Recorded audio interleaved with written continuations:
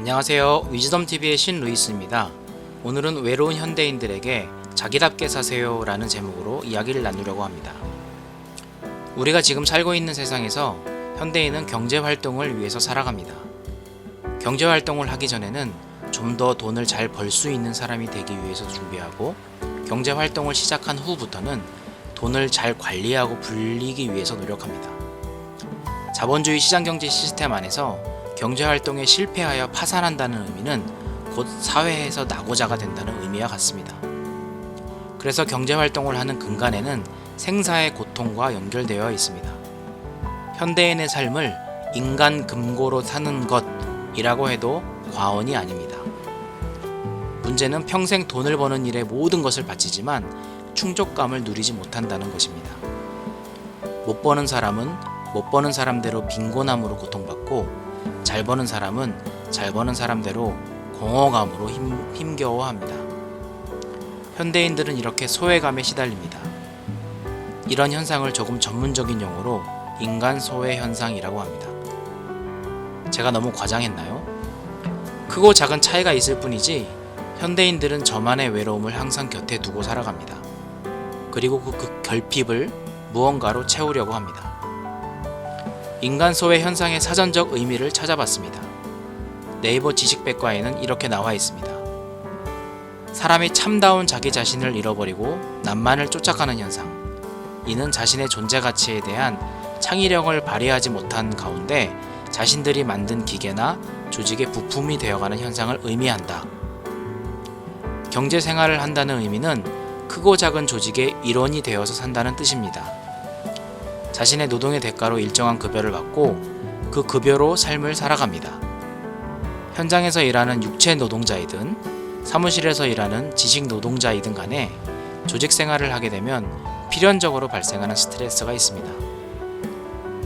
첫째, 우리는 하기 싫어도 해야 하는 일들이 생깁니다. 자율적이지 않고 타율적인 환경에서 자신의 의지가 아닌 조직의 목표에 자신이 의무적으로 따라야 하는 일정 정도 자기 의지의 포기의 순간이 생깁니다. 둘째, 자신의 노동으로 생산되는 상품들은 자기의 인격적 표현이 아닌 조직의 표현입니다. 이는 자본과 노동이 분리된 구조에서 오는 노동과 그 노동의 생산물과의 분리를 말합니다. 셋째, 컨베이어 시스템과 같은 효율적인 분업이 잘 되어 있는 조직에서 노동은 얼마든지 대체 가능합니다. 그리고 분업화될수록, 자동화될수록 그 노동의 가치는 점점 떨어집니다. 결국 자신의 독특한 존엄이 값싸게 얼마든지 누군가로 대체될 수 있고 또 팔릴 수 있는 상품으로 전락하게 됩니다. 넷째, 이렇게 되면 조직 내에서 혹은 사회 내에서 노동자 사이의 관계의 단절이 일어납니다.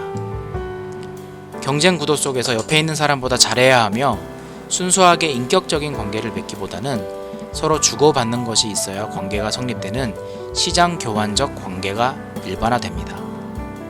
인간 소외 현상이 이러한 사회 구조에 기인한다고 사회학자들은 줄창 이야기해 왔습니다. 우리가 속한 모든 조직이 저렇고 모든 인간관계가 저렇다는 이야기는 아닙니다. 물론 자신이 정말 좋아하는 일을 찾아서 이를 통해서 자아 실현을 한 사례들, 그리고 조직 내에서 조직원들이 인격적인 관계를 맺고 공동체적으로 일하는 그런 조직들의 사례들도 종종 듣습니다. 하지만 사실 아주 소수입니다. 대부분의 사람들은 그런 사례들을 보면서 그렇지 못한 자신을 탓하며 내가 무엇이 부족해서 그럴까 스스로 자존감에 상처를 입히며 그들을 부러워합니다. 여러분이 혹시 공허하고 외롭고 뭔가 삶이 의미 없다고 느껴지고 자신의 가치에 대해서 의심된다면 여러분 잘못이 아닙니다. 다만 이러한 거대한 시스템 속에서 자기 자신으로 살지 못해서 그렇습니다. 자기 자신만의 고유한 삶을 살고 싶어 하는 것은 우리 모두의 욕구입니다. 그리고 이를 통해서 자신의 가치를 스스로 인정하고 인정받길 원합니다. 여러분 고유의 자기다움을 찾으시길 바랍니다. 조직의 강요에 혹은 타인의 시선 위에 자신을 두지 말고 그냥 본래적인 자신이 누구인지 찾으시길 바랍니다. 그러기 위해선 자신과 대화를 시작해야 합니다. 내가 무엇을 좋아하는지, 내가 어떤 상황에 분노하는지, 내가 무엇을 두려워하는지, 내가 가지고 있는 심연의 상처는 없는지 등 자신과의 대화를 시작하시길 바랍니다. 바쁜 현대인들이 특히나 더 외로운 이유는 삶에 여백이 없기 때문입니다. 무언가 비워놓지를 못합니다. 아무것도 하지 않는 시간을 비생산적인 시간 혹은 게으른 시간으로 치부하기 쉽습니다. 하지만 자신과 대화를 하기 위해서는 혼자 고독히 명상하거나 묵상하는 시간이 필요합니다. 아마 처음에는 굉장히 어색하고 지루하고 졸릴 수 있지만 일정한 시간을 떼어내서 꾸준히 시간을 가지시길 바랍니다. 혹시 종교가 있으신 분들은 경전을 읽으면서 생각하고 그리고 기도해도 좋습니다. 혹은 음악을 들으면서 가볍게 산책하는 것도 좋습니다. 인생을 다룬 에세이나 희노애락이 있는 남의 인생 이야기를 읽어보는 것도 좋습니다. 그리고 또 빼놓을 수 없는 게 일기쓰기죠. 자신과 친해지시길 바랍니다. 건강하게 자아와 관계를 맺을 수 있는 사람이 타인과의 관계도 건강하게 맺을 수 있습니다. 자신의 커리어를 이미 시작하여 너무 멀리 와 있는 분들에게 위의 메시지가 공허하게 들릴 수 있다고 생각합니다. 한 50대의 삼성전자의 임원이 자신이 진짜 하고 싶고 좋아하는 일이 그림 그리는 일이라는 것을 깨달았다고 가정합시다. 그분이 과감히 사표 내고 그림을 그리기는 쉽지 않을 겁니다.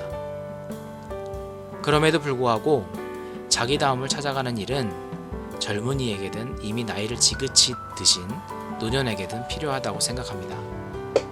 젊은이들에게는 자신의 인생을 계획하고 설계하는 데 꼭 필요한 과정이며 이미 이런저런 커리어를 쌓고 있는 중장년에게는 새로운 삶의 의미를 찾는 과정이며 자신을 재발견함으로 좀 더 빛나고 탁월한 자신을 만들어가는 과정이 될 것입니다.